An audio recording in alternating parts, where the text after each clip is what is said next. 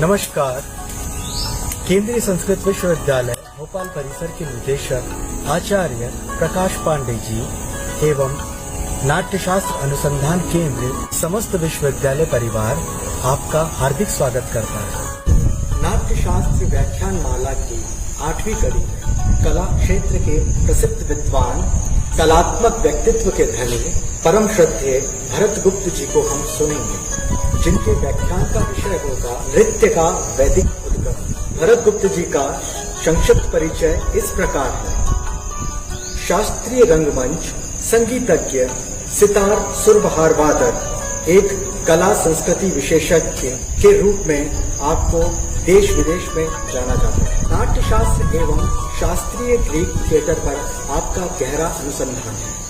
आपने भारतीय संगीत पर भारत, उत्तर अमेरिका, यूरोप और ग्रीस के विश्वविद्यालयों में कई व्याख्यान दिए। नेशनल स्कूल ऑफ ड्रामा में visiting faculty, Indira Gandhi national centre for the arts में रिसर्च स्कॉलर रहे, जहां आप वर्तमान में ट्रस्टी और कार्यकारी सदस्य के रूप में भी हैं। आपके द्वारा कई पुस्तक प्रकाशित हुई हैं, जो कि इस प्रकार है। Concept Greek and Indians, Asian scale of Indian music, Indian a cultural decline of revival. आपको देश विदेश में कई पुरस्कारों से सम्मानित किया गया है। प्रोफेसर भरत गुप्त जी को हम दिनांक 22 जून प्रातः 11 बजे नाट्यशास्त्र अनुसंधान केंद्र के फेसबुक पेज पर लाइव सुनेंगे। आप सभी का स्वागत है। धन्यवाद।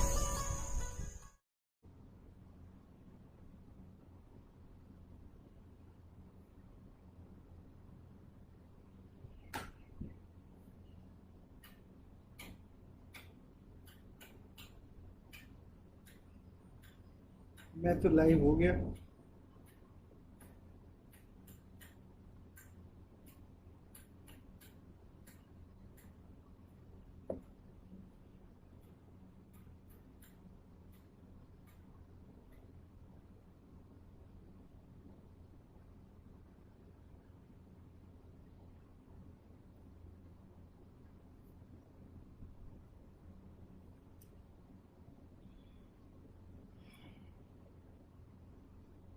हेलो, मेरे ख्याल से दूसरे भी आ गए शायद।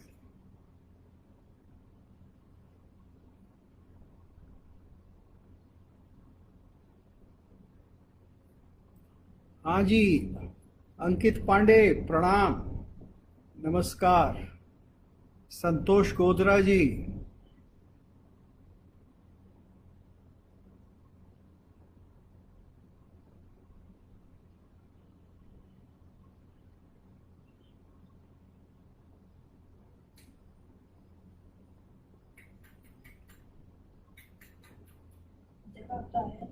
हैं? हाँ, जवाब नहीं है।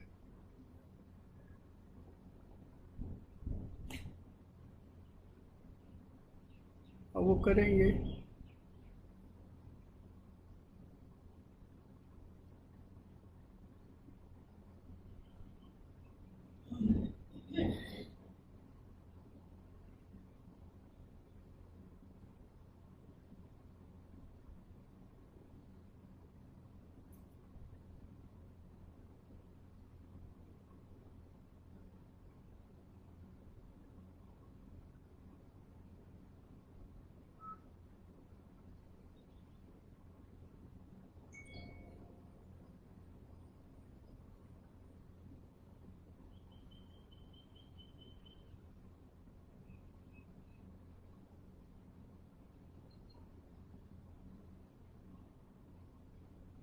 अरे एनएसटी वालों को भी तो फोन करके पूछो। आज संडे है, कल आज पूछो। मंडे है। हैं? आ गया। हाँ जी मनोज जी। हाँ, मैं लाइव आ गया। देखो, ठीक हूँ। तो जब आप, अभी तो खैर काफी समय है। क्या चीज बेटा? आरंभ कर सकते हैं? नहीं, 11 बजे नहीं आरंभ करना है, अभी तो लोग और आएंगे। हाँ, 11 बजे कर लेंगे ना। आप अभी भी कर देंगे तो फिर सब कोई दिक्कत नहीं गुरुजी, आप शुरू कर दीजिए। तो ठीक है, मैं शुरू करता हूँ फिर। जी गुरुजी, स्वागत है, प्रणाम। हाँ, मैं अभी प्रारंभ कर देता हूँ।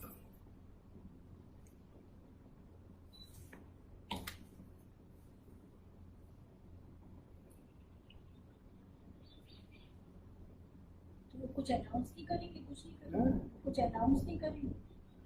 नहीं, वो अपने आप भरते हैं बाद में।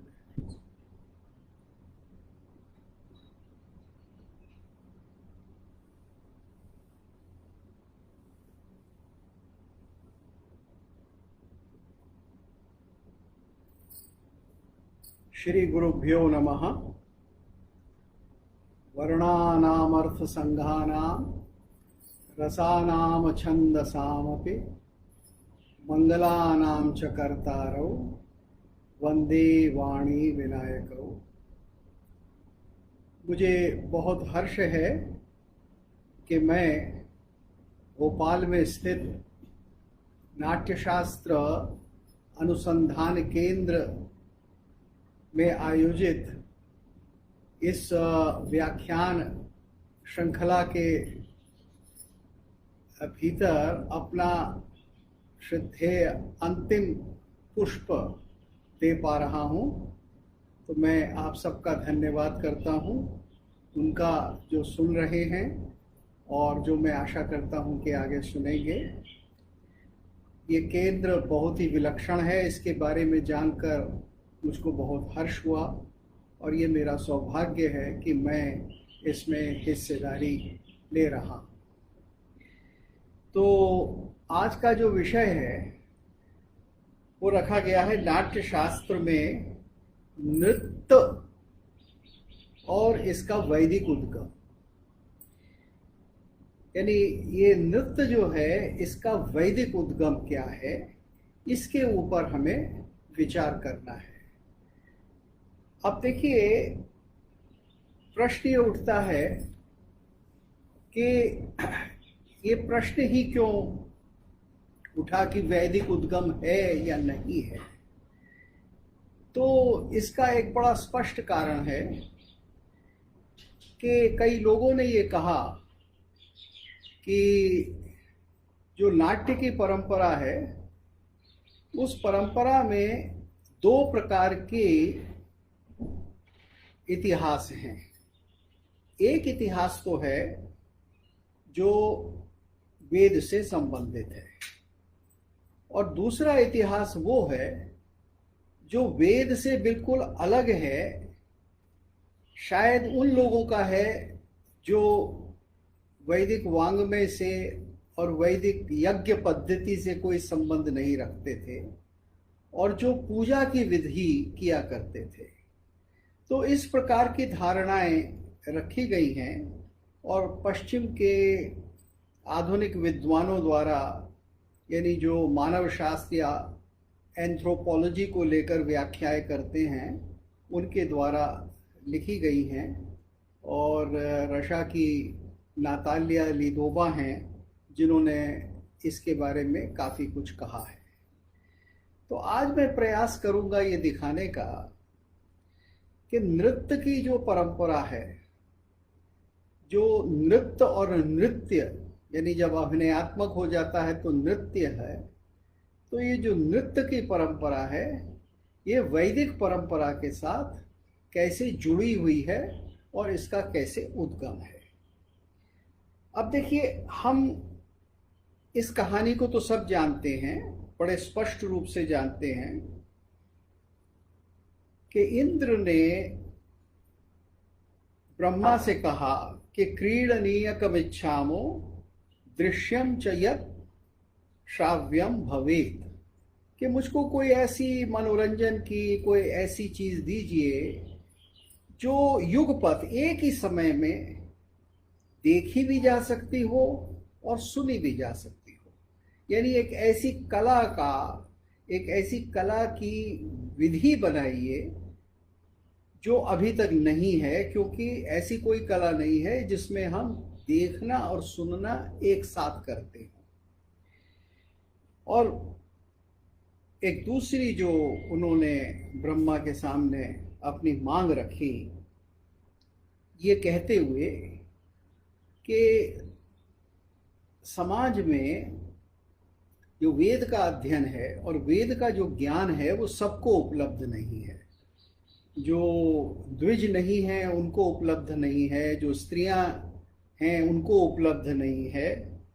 तो अब आप ऐसा कीजिए कि एक ऐसे वेद की रचना कर दीजिए जो सबको मिल जाए, यानी जो सबको सुलभ हो, जिसकी शिक्षा सबको सुलभ हो।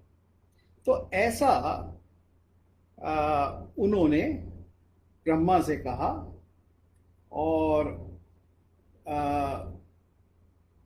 उन्होंने ये भी कहा कि देखिए, हम लोग जो हैं इस तरह के वेद को धारण नहीं कर सकते। ब्रह्मा ने उनकी बात मानकर नाट्य वेद की रचना कर दी, ये सब जानते हैं।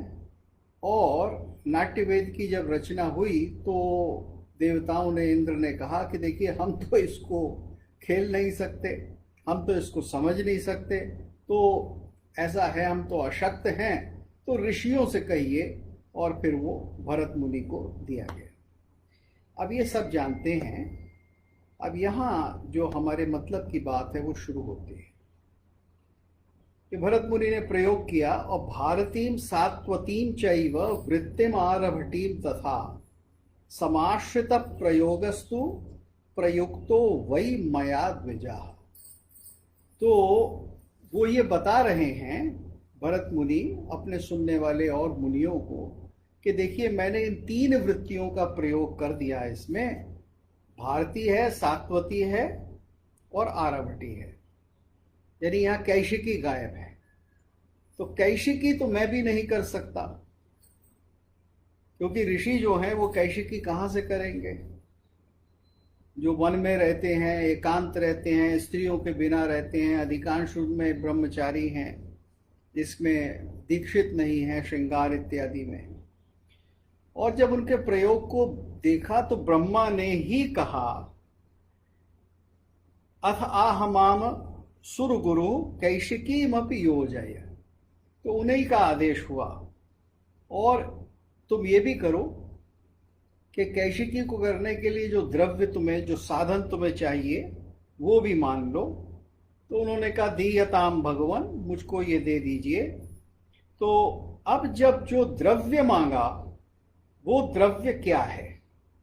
नृत्य अंगहार संपन्ना रस भाव क्रियात्मिका कैशिकी है।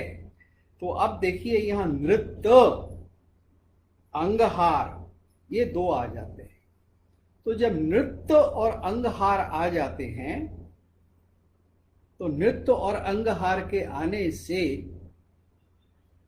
ब्रह्मा उनको देते हैं, वो द्रव्य देते हैं, वो पदार्थ देते हैं। किसके रूप में? अप्सराओं के रूप में देते हैं। और जो वैदिक अप्सराएं हैं वह इसमें शामिल हो जाती हैं प्रयोग में। तो देखिए, जहां ये कहा गया है पहले कि ब्रह्मा ने चारों वेद से एक एक चीज ली, यानी पाठ्य ऋग्वेद से लिया, गान उन्होंने सामवेद से लिया, अभिनय उन्होंने यजुष से लिया, और रस उन्होंने अथर्व से लिया, ये तो कह दिया गया। लेकिन देखिए, यहाँ नृत्य नहीं है। तो अब नृत्य की जब कमी पड़ती है तो वो सबसे पहले मान लिया जाता है, और फिर ब्रह्मा के द्वारा ही ये नृत्य है। लेकिन इसका उद्गम कहीं और है। वास्तव में ब्रह्मा इसके रचयिता नहीं है, क्योंकि भरत मुनि खुद कह रहे हैं कि दृष्टा मया भगवता नीलकंठस्य नृत्यतः। कैशिकी श्लक्ष्ण नेपथ्य श्रृंगार रस संभव। तो नृत्य जो है वो भगवान शंकर के पास है। और फिर जब नृत्य अप्सराओं के रूप में मिल जाता है और स्वाति इत्यादि ऋषि जो हैं वो भांड वाद्य यानी म्यूजिकल इंस्ट्रूमेंट या जैसे बजाने वाले अवनद्ध वाद्य हैं उनका वादन करते हैं और नारद आदि गंधर्व गायन करते हैं, तो इस सब से नाट्य पूरा हो जाता है। तो मोटी मोटी बात यह है कि देखिए, ऐसा नहीं है कि ब्रह्मा ने अगर चारों वेदों की रचना की, ब्रह्मा ने अगर चारों वेदों से नाट्य की रचना की, तो ब्रह्मा से अलग किसी ने नृत्य को दिया। तो एक प्रकार से ये चीज बड़ी स्पष्ट है। लेकिन इसके बारे में कुछ संशय प्राचीन काल में भी रहा है। इसके बारे में संशय इस तरह से रहा है कि अभिनव गुप्त जिक्र करते हैं कि उनके समय में कोई नास्तिक आचार्य थे, शायद जैन आचार्य रहे हों या बौद्ध आचार्य रहे हों। उनका ये कहना था कि नाट्यशास्त्र वास्तव में 3 प्रकार के संप्रदायों के ग्रंथों को लेकर एक समन्वय ग्रंथ है।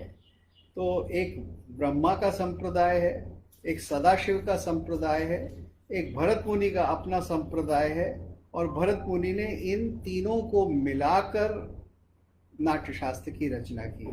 तो यहाँ भी ये कहा गया है कि नृत्य ब्रह्मा से या चारों वेदों से थोड़ा अलग एक किसी परंपरा से आता है, ऐसा एक संकेत मिल जाता है। अब देखिए, इसके बारे में अभी थोड़ा सा आगे बढ़ेंगे तो हमें कई चीज़ें देखने को मिलेंगी और कई चीज़ों के विषय में हम जानकारी ले पाएंगे। तो जब भरत मुनि को ये चारों वृत्तियां मिल गई तो उन्होंने कहा कि भाई मैं क्या करूं, किम कर्माण्यहम्, ये वो पूछते हैं।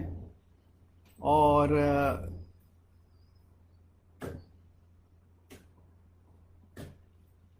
ये उनको आदेश फिर मिलता है, ब्रह्मा की तरफ से आदेश मिलता है उनको कि आप ऐसा कीजिए कि इंद्र का जो ध्वजोत्सव है उसमें कोई एक प्रयोग कीजिए।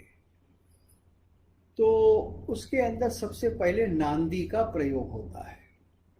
भरत ने नांदी का प्रयोग किया, यानी ध्वजोत्तोलन जो समय था, और नांदी के अंत में उन्होंने एक प्रयोग और किया, एक अनुकृति की। ये अनुकृति जो है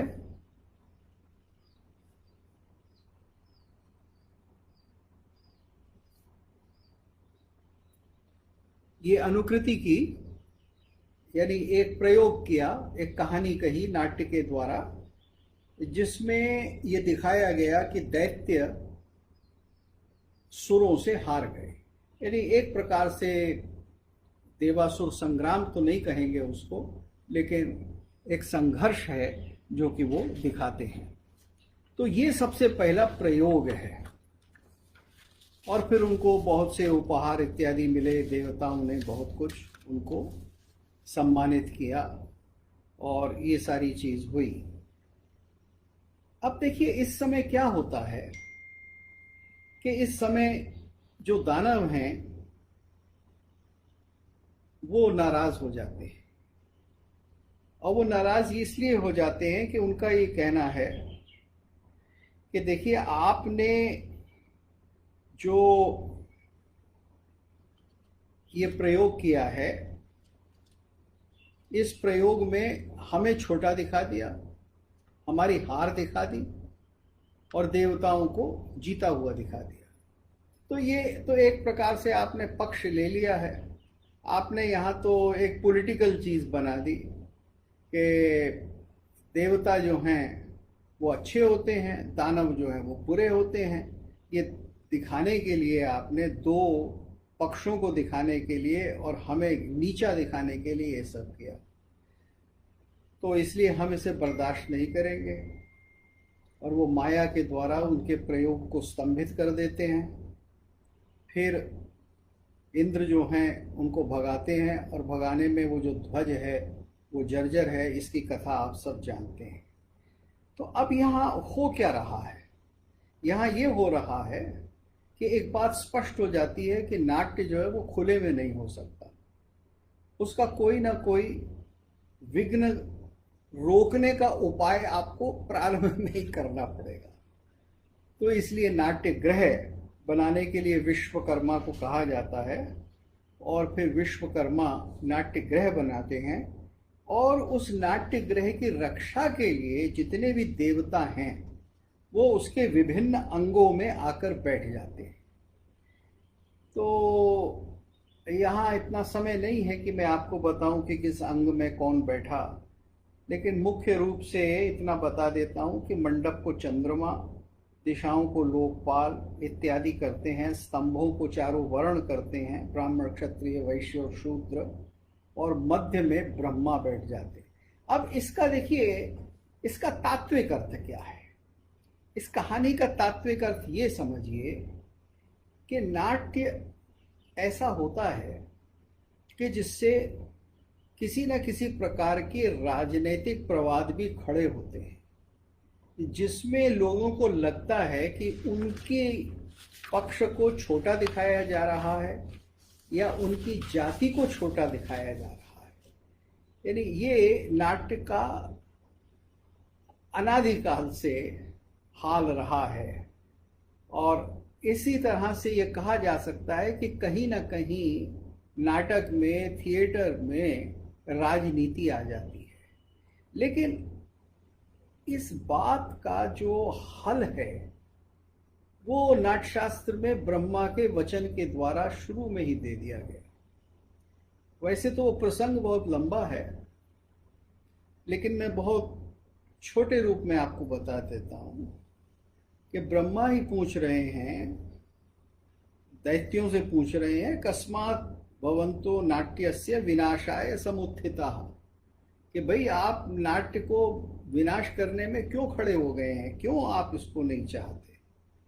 तो वो वही कहते हैं कि देखिए, आपने इनको भी बनाया है, हमको भी बनाया है, आप सबके पिता हैं, तो ये अच्छा नहीं है। हम भी आपकी संतान हैं, वो भी आपकी संतान हैं, तो आप ये पक्षपात क्यों कर रहे हैं? तो अब वो कहते हैं कि अलम वो मन्युना दैत्या, अरे दैत्यों, आप समझ नहीं रहे हो, इसलिए आप नाराज हो गए हो। आप इस बात को अच्छी तरह से समझिए। और अच्छी तरह से क्या समझना है कि मैं किसी जाति विशेष, मैं किसी रूप विशेष, मैं किसी संप्रदाय विशेष को अच्छा दिखाने के लिए नाट्यवेद की रचना नहीं कर चुका हूं। नाट्यवेद मया कृतः कर्म भाव अन्वयापेक्षी, ये नाट्य है कि जो जैसा कर्म करेगा उसको वैसा ही फल मिलेगा। तो कर्म के फल का परिणाम, कर्म फल विपाक दिखाने के लिए नाट्य होता है। वो किसी संप्रदाय, किसी राजनीतिक गुट, किसी आइडियोलॉजी को उठाने के लिए नहीं होता। ये आज के युग में बहुत अच्छी तरह से समझने की बात है। तो वही ब्रह्मा कहते हैं कि अगर आप जो अच्छा करेंगे वो भी नाट्य में दिखाया जाएगा। अब देखिए, जब ये बात मान ली जाती है तो रंग मंडप बन जाता है। उस रंग मंडप में सारे देवता, जैसे मैंने बताया, स्थित कर दिए जाते हैं। अब मैं उस बात पर लौटता हूं जो मैंने प्रारंभ में की थी। प्रारंभ में मैंने आपसे ये बात की कि ये माना जाता है कि जो वेद की परंपरा है, उस वेद की परंपरा में जो वैदिक यज्ञ होता है उसमें अन्य देवताओं का नाट्य से संबंध वैदिक क्रिया में तो होता ही नहीं, बल्कि नाट्य का संबंध अन्यथा भी नहीं होता, ऐसा कुछ लोगों का कहना है। तो अब यहां देखिए क्या हो रहा है, बार बार क्या हो रहा है। एक चीज बड़ी स्पष्ट हो रही है कि नाट्य ग्रह जो है, नाट्य ग्रह वो वास्तव में एक ऐसा स्थान है जिसमें नाट्य खेला जाएगा, और जो विश्वकर्मा ने एक प्रकार से वास्तु शरीर बनाया है, यानी नाट्य ग्रह बनाया है, उसके अंदर देवता विराजमान होकर उसका रक्षण कर रहे हैं। तो अब आप देखिए कि यहाँ क्या है कि यहाँ देवता हैं और वो नाट्य वेश्म का, नाट्य ग्रह का रक्षण करते हैं। तो जो देवता वैदिक हैं, यानी जिनकी उपासना वैदिक यज्ञ के द्वारा होती है, वही नाट्य वेश्म यानी नाट्य ग्रह की रक्षा कर रहे हैं, कोई अन्यत्र देवता नहीं है।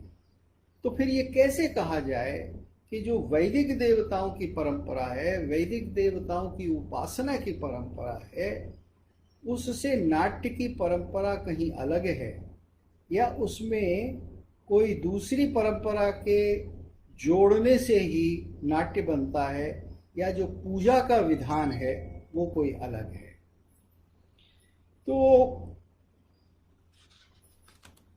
ये चीज सोचने की है कि उन्हीं देवताओं को प्रसन्न किया जाता है नाट्य के द्वारा, और वही देवता यानी नाट्य दिखाकर उनको प्रसन्न किया जाता है, और वही देवता उस नाट्य की रक्षा करते हैं।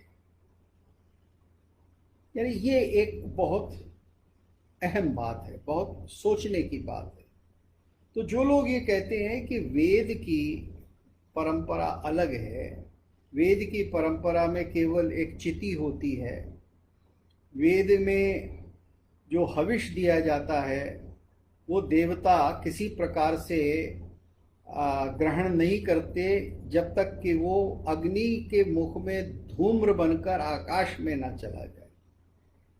तो लिदोवा नातालिया इत्यादि जो एंथ्रोपोलॉजिस्ट हैं, उनका ये कथन है कि यहाँ देवता कभी भी किसी भी प्रकार से साक्षात रूप में विराजमान नहीं हो सकते, क्योंकि वो तो वैदिक यज्ञ में केवल जो ग्रहण करते हैं वो सूक्ष्म रूप से करते हैं, वो स्थूल रूप से ग्रहण नहीं करते। बलि इत्यादि, जैसा कि नाट्य शास्त्र में जो बलि इत्यादि दी जाती है वो ग्रहण करते हैं। तो अब यहाँ देखिए जो प्रमुख बात है, वो प्रमुख बात ये नहीं है कि अग्नि के द्वारा ग्रहण कर रहे हैं देवता या उसको स्थूल रूप से ग्रहण कर रहे हैं, क्योंकि यहाँ एक बड़ी विशिष्ट प्रक्रिया का प्रारंभ हो चुका है। अगर आप ध्यान से देखें तो जितने भी वैदिक देवता हैं, वेद के अंदर जिनकी स्तुति हो रही है, ऋचाओं में जिनकी स्तुति हो रही है, जिनका सामगान जिनके लिए किया जा रहा है, सामगान से जिनको प्रसन्न किया जा रहा है, तो ये जितने भी देवता हैं, ये एक तो यज्ञ में उपस्थित भी होते हैं जब इनको बुला लिया जाता है, और फिर इनका बाद में विसर्जन हो जाता है। तो ये ठीक है कि ये स्थूल रूप में कुछ ग्रहण नहीं करते, जैसा बलि इत्यादि आगे चलकर ग्रहण करते हैं, लेकिन प्रसन्न होने के लिए यजमान के द्वारा जो कुछ दिया जा रहा है उसको लेना, ये पहले भी हो रहा है, वैदिक कर्म में भी हो रहा है, और आगे चलकर जहाँ नाट्य मंडप में बलि इत्यादि दी जा रही है वहाँ भी हो रहा है। तो यजमान का इष्ट, यजमान को प्रसन्न करना, नाट्य खेलने वाले को एक प्रकार का आश्रय देना, उसकी रक्षा करना, ये देवता कर रहे हैं। जो वही देवता हैं जो कि वैदिक रीति से किए हुए यज्ञ से अपने यजमान को रक्षा प्रदान करते हैं। तो सबसे महत्व की चीज ये है कि यजमान और देवता के बीच में संबंध क्या है। वेद में जो स्तुति आत्मक ऋचाएं हैं, वहां देवता का जो स्वरूप है, देवता की जो पूजा है, वो वाक रूप में है। और अब हम देखेंगे कि धीरे धीरे वाक रूप में जो देवता है वो एक आकार ग्रहण कर लेता है। और नाट्य में, नाट्य शास्त्र में इसका पूरा हमको एक विवरण मिल जाता है, जो मैं अभी आगे चलकर आपको बताऊंगा। अब यहां देखिए क्या हो रहा है कि चारों वेदों से पंचम वेद नाट्य वेद बन गया। नाट्य वेद का जो ग्रंथ है वो नाट्य शास्त्र है, और उस नाट्य वेद को खेलने के लिए भरत मुनि ने अप्सराओं को ले लिया, जिससे कि कैशिकी वृत्ति उसमें आ गई और चारों वृत्तियां आ गई। फिर उसके लिए ब्रह्मा ने उनको एक नाट्य गृह दे दिया जो कि सुरक्षित है, जहाँ की नाट्य हो सकता है। और अब उस नाट्य गृह में सब मिलकर नाट्य देखने लगे। अपने अपने तात्कालिक, राजनैतिक या बहुत ही भौतिक विचारों से ऊपर उठकर नाट्य की रस प्रक्रिया में सब भाग लेने लगे। ये मानने लगे कि नाट्य का प्रयोजन जो है वो शुभ और अशुभ के बीच में भेद करना है, और हमें एक प्रकार का उपदेश देना है, रस भी देना है और उपदेश भी देना है। अब इतना होने के बाद ब्रह्मा क्या कहते हैं कि ऐसा है कि हम लोग, यानी मैं और तुम भरत मुनि, हम दोनों चलते हैं। कहाँ चलते हैं? भगवान शंकर के पास। और हम उनको ये प्रयोग दिखाते हैं कि देखिए, ये हमने एक नई विधा की रचना की है, एक नई कला की रचना की है जिसका नाम नाट्य है, और आप इसको देखिए। तो शंकर भगवान पे वो जाते हैं। वहाँ शंकर भगवान जो हैं वो कह रहे हैं कि ठीक है भरत मुनि, आप अपने कपड़े वपड़े पहनिए, वेशभूषा धारण कीजिए और प्रयोग करिए। तो भरत मुनि भगवान शंकर के ही चरित्र को, त्रिपुर दाह जो प्रसंग है वो दिखा देते हैं। अब उसके बाद वो कहते हैं भगवान शंकर कि देखिए, ये तो सब अच्छा है, लेकिन इसमें भी एक कमी रह जाती है। तो ये जो आपने डिन दिखाया मुझे, त्रिपुरदाह नाम का ये प्रयोग दिखा दिया, तो इसके अंदर एक कमी है। और वो कमी क्या है? तो वो जिक्र करते हैं किस चीज का? वो कहते हैं कि नृत्य की कमी है। ये नृत्य क्या है? मयापीदम स्मृतम नृत्यम सांध्य कालेषु नृत्यता नानाकरण संयुक्तैर अंगहारैर विभूषिता। तो भगवान शंकर कहते हैं कि देखो, सांध्य काल में नृत्य, जब मैं बहुत उल्लसित था तो मैंने नृत्य किया, स्मृति से नृत्य को दोबारा उतारा। और अभिनव गुप्त यहाँ स्पष्ट कर देते हैं कि भगवान ने नृत्य की रचना नहीं की है, नृत्य तो अनादि है। और वो स्पष्ट कह देते हैं कि अनादित्वम यहाँ भगवान ने बता दिया स्मृतम कह के, क्योंकि स्मृति तो उस चीज की होती है जो पहले से हो, तो इसलिए स्मृति की। और ये नृत्य अनादि है, ये सृष्टि के साथ चला आ रहा है, लेकिन इसमें क्या है? नाना करण हैं और अंगहार हैं, ये उनसे सजा हुआ है। और फिर उन्होंने, जैसा आप जानते हैं, तो देखिए जहां बात कट गई थी ये बिजली के जाने से, अब हम दोबारा उसको प्रारंभ कर रहे हैं। तंडु ने उपदेश दिया नृत्य का। नृत्य के अंगहार हैं और इस अंगहारों का प्रयोग होगा। हारों का प्रयोग केवल किस में होगा? वो महागीतों में होगा और पिंडी बंधों की रचना में होगा। तो फिर शंकर ने भी ये प्रयोग करके दिखाया और जो अंगहारों का प्रयोग हुआ, जो पिंडी बंधों का प्रयोग हुआ, उससे जो नृत्य शंकर ने किया वो तांडव कहलाया। और उस तांडव को देखकर पार्वती इतनी विभोर हो गई कि उन्होंने भी नृत्य करना शुरू किया, तो उनका नृत्य लास्य कहलाया। अब हमारे मतलब की बात यहाँ क्या है? देखिए, जो आज के व्याख्यान का मुख्य उद्देश्य है वो ये दिखाना है कि किस तरह से वेद का जो अमूर्त देवता है, स्तुति में जो विराजमान है, वो किस तरह से नाट्य में नृत्य के द्वारा मूर्तिमत हो जाता है। यानी पहले वो नृत्यांगना के शरीर में प्रवेश कर लेता है या वो मूर्ति प्रकट हो जाती है और बाद में वो मूर्ति काष्ठ में या पाषाण में या किसी और माध्यम में बनाई जाती है। तो शंकर ने जो ये प्रयोग किया, तो उनके गणों ने इसको देखकर जब पिंडी बंधों का प्रयोग हुआ तो उसका नाम ही उन्होंने दे दिया पिंडी बंधांस। ततो दृष्ट्वा नंदि भद्र मुखा गणा चक्रुह नाम पिंडी बंधमासाम सलक्षणम। तो पिंडी नाम बंधमासान सलक्षणम। तो ये जो पिंडियां बनी ये वास्तव में क्या थी?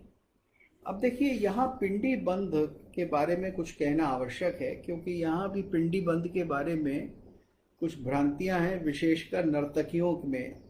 और मैंने देखा है कि बहुत से भरतनाट्यम इत्यादि नृत्य करने वाली नृत्यांगनाएं पिंडी बंध का मतलब लगाती हैं कि जहाँ 2 या 3 या 4 नर्तकियां एक तरह से गुल्म कर्तरी इत्यादि प्रयोग कर रही हों, वो पिंडी बंध है। वास्तव में ये नहीं है। पिंडी बंध का अर्थ है कि एक किसी देवता या देवी के स्वरूप को अपने शरीर में धारण कर लेना और उसके वाहन, उसके ध्वज और उसके आयुध इत्यादि को नृत्य करते हुए दिखाना। तो वो नृत्य करते समय जो स्वरूप को प्रकट करना है वो पिंडी है। और अलग अलग देवताओं की वो इस प्रकार से पिंडियां होंगी, निरंतर रहेंगी। जैसे ईश्वर की पिंडी ईश्वरी है, नंदी की पिंडी पट्टसी है, चंडिका की पिंडी सिंहवाहिनी है, विष्णु की पिंडी ताक्षी है, ब्रह्मा की पिंडी पद्म है, इंद्र की पिंडी ऐरावती है और मनमथ यानी कामदेव की पिंडी झष है। इस तरह से और भी हैं। तो आप ये देखिए कि वाहन के नाम से पिंडी का नाम रखा गया है। तो अब यहाँ क्या हो गया? यहाँ ये हो गया कि नृत्य में नृत्यांगना ने देवता के स्वरूप को साकार कर लिया। तो देवता के स्वरूप को साकार करना, जो देवता जिसकी मूर्ति नहीं था, जिसके बारे में हम बहुत सुनते हैं कि वेद में तो कहा गया है तस्य प्रतिमा नास्ति, तो यहां उसकी प्रतिमा नृत्य में सबसे पहले बन जाती है और इसका प्रमाण नाट्य शास्त्र में स्पष्ट है। अब बहुत से लोगों ने ये कहा कि नहीं नहीं, ये तो किसी दूसरी परंपरा को इसमें जोड़ा गया है। और कुछ लोगों का ये कहना है कि शायद जो ब्राह्मण ऋत्विक इत्यादि उद्गाता इत्यादि जो वेद का कर्म कराते थे, वैदिक यज्ञ कराते थे, सोमयाग इत्यादि कराते थे, शायद वे ही लोग जो हैं पिंडी का स्वरूप धारण करने लगे हों, इत्यादि ऐसी कल्पनाएं लोगों ने बनाई हैं।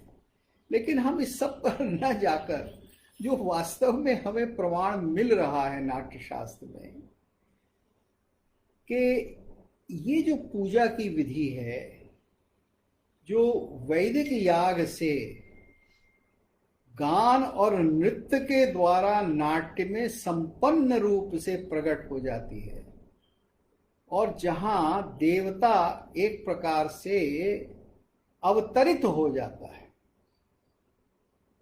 यानी साक्षात रूप धारण कर लेता है, और पहले नृत्यांगना उस रूप को उतार लेती है और बाद में वो रूप कहीं भी फिर मंदिर की प्रतिमा या विग्रह बन सकता है। तो ये हमें बड़े स्पष्ट रूप से मिल रहा है, ये पूरा का पूरा प्रमाण है। तो शिव के नृत्य के द्वारा जो उन्होंने स्मृत किया, जो उन्होंने रिकॉल किया और फिर जो नाचे, और उन्होंने कहा तंडू से कि इसकी शिक्षा दो, तो उसके अंदर जो प्रमुख चीजें हैं वो क्या है? रेचक हैं, अंगहार हैं और पिंडी बंद हैं। करण के विषय में बहुत कुछ लिखा गया है, यहां मैं स्पष्टीकरण दे दूं कि करण अंगहार का ही एक अंग है। जो 108 करण हैं उनके 2 के या 4 के या 5 या 6 के मिलने से, संयोग से एक अंगहार बनता है। और इसी तरह से रेचक होते हैं, यानी पैर को तरह तरह से पाद को पाद रेचक, हिलाने से पाद रेचक बनता है। कटी रेचक, कटी की अलग अलग जो मूवमेंट्स होती हैं, क्रियाएं होती हैं, और फिर हाथ की जो क्रियाएं होती हैं उससे हस्त रेचक, और फिर जो ग्रीवा की क्रिया होती है उसको हिलाने से, चलाने से, वलन इत्यादि से ग्रीवा का रेचक बनता है। तो ये नृत्य का आधार है, यानी इसको हम कहें तो ये नृत्य की फंडामेंटल ग्रामर है। तो ये ग्रामर जो है आपको कहाँ से मिल रही है? ये शंकर की परंपरा से मिल रही है, इसीलिए इसको तांडव कहा गया, क्योंकि ये तंडू ने भरत मुनि को बताई। और जब ये उद्धत स्वरूप में ना होकर ये एक सुकुमार कोमल स्वरूप में होती है, तब हम इसको लास्य कहते हैं। तो तांडव और लास्य वास्तव में एक ही शब्दावली है, जिसका प्रयोग भाव के अंतर से अलग अलग हो जाता है।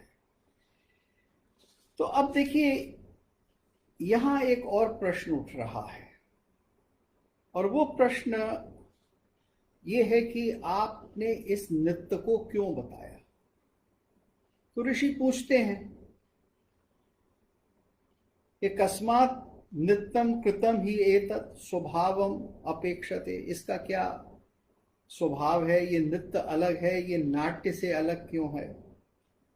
तो इसमें ये बता दिया गया कि देखिए, नृत्य वो है जिसमें अभिनय नहीं हो रहा है, जिसमें कोई पात्र या चरित्र के भाव का प्रगटीकरण हम नहीं कर रहे हैं। तो ये अंग विक्षेप मात्र तो है, लेकिन जैसे अभिनव गुप्त भी कह देते हैं कि ये उल्लास के साथ है।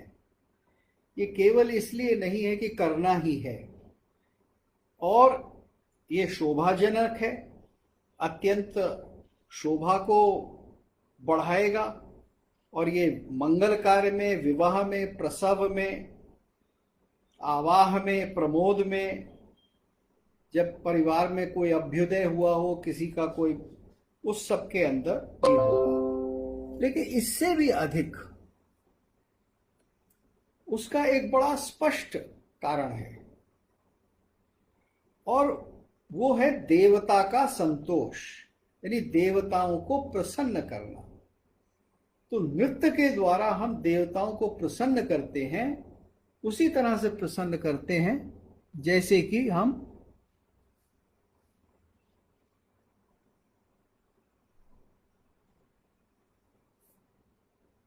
जैसे कि हम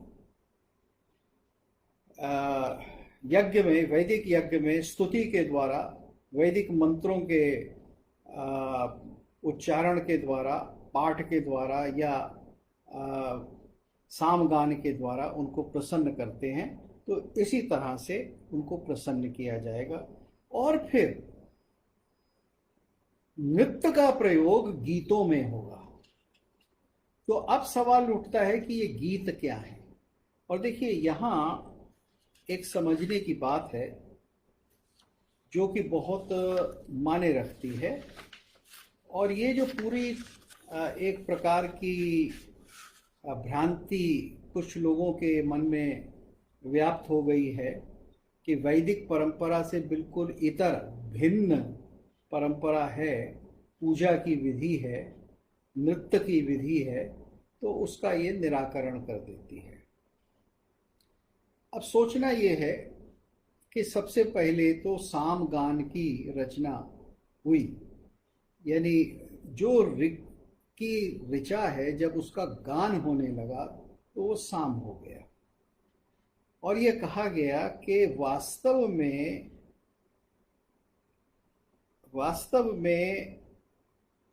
देवता साम से प्रसन्न होते, यानी वो केवल ऋग से प्रसन्न नहीं होते। और इसलिए कृष्ण ने भी कह दिया कि वेदानाम साम वेदोस्मि। तो साम का गायन जब होने लगा तो ऋषियों के द्वारा तो उसकी बहुत सारी परंपराएं बनी, और उसको साम को गाने वाले शुरू में गांधर्व कहलाते थे। और तैत्तरीय आरण्यक में बहुत सारे गंधर्वों के नाम दिए हैं, स्वान, भ्राट, अंधारी, बम्भारी, हस्त इत्यादि। और इसी तरह से अप्सराओं के नाम दिए हैं, कृतस्थला, सहजन्या, भूताची, उर्वशी इत्यादि इत्यादि। तो ये अवस्था है जबकि वेद की ऋचा का गायन हो रहा है। और ये वेद की ऋचा का गायन केवल देवता की प्रसन्नता के लिए होगा। लेकिन फिर कुछ ऐसे गान भी या गाथाएं भी होने लगी कि जो राजाओं की, मनुष्यों की प्रशंसा के लिए थी, जिनको कालांतर में छोटा माना गया, लेकिन फिर भी नाराशामसी गाथा के रूप में वो चलती रही। और इसी के साथ साथ कुछ ऐसे गीत थे जिनका वेद के यजन के समय प्रयोग होता था। इनको हम प्रकरण गीत कहते थे। और यही प्रकरण गीत 14 प्रकार के थे जिनको ध्रुवा कहते थे। तो आप ये देखिए कि ये जो ध्रुवाएं, इनका प्रयोग नाट्य शास्त्र में संपूर्ण रूप से है। तो पहले तो ये बताया गया कि पूर्व रंग के अंदर जहाँ नृत्य का प्रयोग होगा, जहाँ पिंडी बंध का प्रयोग होगा, वहाँ ही ध्रुवाओं का प्रयोग भी होगा। तो ध्रुवाओं के साथ नृत्य का प्रयोग हो रहा है। नृत्य का प्रयोग करने वाले पिंडी बंध के द्वारा देवताओं को प्रकट कर रहे हैं, और ध्रुवाओं का गान भी देवताओं की प्रसन्नता के लिए है। तो आप ये देखिए कि ये जो पूरी विधा है, इस विधा में एक विकास है। और ये विकास ऐसा नहीं है कि ये कहीं और से आकर कुछ चीज जुड़ गई। जो मैं बात रखना चाहता हूं वो ये है कि ये परंपरा कहीं और से आकर जुड़ी नहीं है। जैसा कि कहा गया एंथ्रोपोलॉजिस्ट के द्वारा, और जो उनका मत है कि मंदिर की जो आगम परंपरा निकली वो वेद की परंपरा से बिल्कुल जुड़ी हुई नहीं है। उन दोनों के बीच में किसी प्रकार का संबंध या संवाद नहीं है। तो मैं ये सिद्ध करने का प्रयास कर रहा हूं कि वेद से ही इसका विकास है, वेद से ही इसका उद्गम है। और ये चीज केवल इसलिए नहीं है, हम कह रहे हैं इसलिए नहीं कह रहे कि हमें वेद का महिमा मंडन करना है, ऐसा नहीं है। आप लोग जो नाट्य को, नाटक को, थिएटर को समझते हैं वो जानते हैं कि ये सब क्रियाएं होती हैं। जो भी कुछ किया जाता है रंगभूमि पर, ये एक क्रियात्मक रूप से किया जाता है। तो वैदिक यज्ञ में कुछ क्रियाएं हैं, उन क्रियाओं में कुछ नई क्रियाएं जोड़ी जाती हैं जो कि उसी परिवेश की हैं। जैसे ये ध्रुवाएं हैं, तो ये ध्रुवाएं क्या हैं? ये ध्रुवाओं का गान भी उस समय होता है जब बीच बीच में यज्ञ में थोड़ा सा एक अंतराल आता है, यानी इंटरवेल होता है। कुछ समय के लिए जब यज्ञ रुकता है तो वीणा का वादन इत्यादि, ध्रुवाओं का गान इत्यादि, ये सब हो रहा है। तो इस प्रकार से आप ये देखेंगे कि एक पूरा विकास है, और वो विकास, उसमें सबसे पहले ऋचा में संगीत जुड़ता है तो वो साम हो जाता है। साम के साथ साथ एक प्रकार का अभिनय जुड़ता है जो यजुर्वेद से है, रस जुड़ता है जो अथर्ववेद से है, और फिर इसमें नृत्य की परंपरा जुड़ती है। और नृत्य की परंपरा में जो सबसे बड़ा विकास है वह देवताओं को साकार करने का है। तो आप ये देखिए कि देवताओं को मूर्तिमय करने का या मूर्तिमान करने का जो साधन है वो नृत्य है, और उसका पूरा का पूरा प्रमाण हमको नाट्य शास्त्र में मिल रहा है। ये समझ लेना चाहिए कि ये दोनों परंपराएं अलग अलग नहीं हो सकती। ऐसा नहीं हो सकता कि कहीं और से कोई परंपरा आकर जबरदस्ती वैदिक परंपरा में जुड़ जाए। ये वैदिक परंपरा का ही विकास है, तो इसको विकास के रूप में हमें समझना होगा। और फिर ये भी समझना होगा कि जो लोग इनको भिन्न रूप से देखते हैं कि वैदिक जो है याग इत्यादि वो आर्यों की है, वो आर्य जो भारत के बाहर से आए हैं और फिर यहाँ आकर वो एक दूसरे प्रकार की परंपरा देखते हैं, और वो परंपरा पूजा की है या नृत्य की है या दूसरे लोगों की है, और बहुत समय बाद दोनों का समागम होता है। तो इस प्रकार का जो एक परिकल्पना इतिहास के विषय में करी गई है वो भी निरर्थक है, उसकी कोई आवश्यकता नहीं है, क्योंकि वेद से ही हमें ये विकास निरंतर मिल रहा है। और ये विकास मिल रहा है दो स्तरों पर। एक कि जो वेद का उपदेश है, जो वेद का ज्ञान है, वह व्यापक होकर लोगों में जा रहा है नाट्य के द्वारा। और दूसरा कि जो लोग सीधे सीधे सम्मिलित याग में नहीं हो सकते थे, वो लोग भी नाट्य के अंदर पूरी तरह से सम्मिलित हो जाते हैं। तो ये मैंने आपके सामने अपना मत रखा है। सादर धन्यवाद आदरणीय भरत गुप्त जी। आपने अपना अमूल्य समय प्रदान कर हमें कृतार्थ किया और नृत्य का वैदिक उद्गम इस विषय पर आपने व्याख्यान देकर हमें अपना अमूल्य समय प्रदान किया। इस हेतु मैं देवेंद्र पाठक, नाट्यशास्त्र अनुसंधान केंद्र, केंद्रीय संस्कृत विश्वविद्यालय भोपाल परिसर के निदेशक महोदय आचार्य प्रकाश पांडेय जी की ओर से तथा भोपाल परिसर परिवार की ओर से एवं नाट्यशास्त्र अनुसंधान केंद्र की ओर से आपका हृदय से हार्दिक स्वागत करता हूं, हार्दिक आभार व्यक्त करता हूं। धन्यवाद।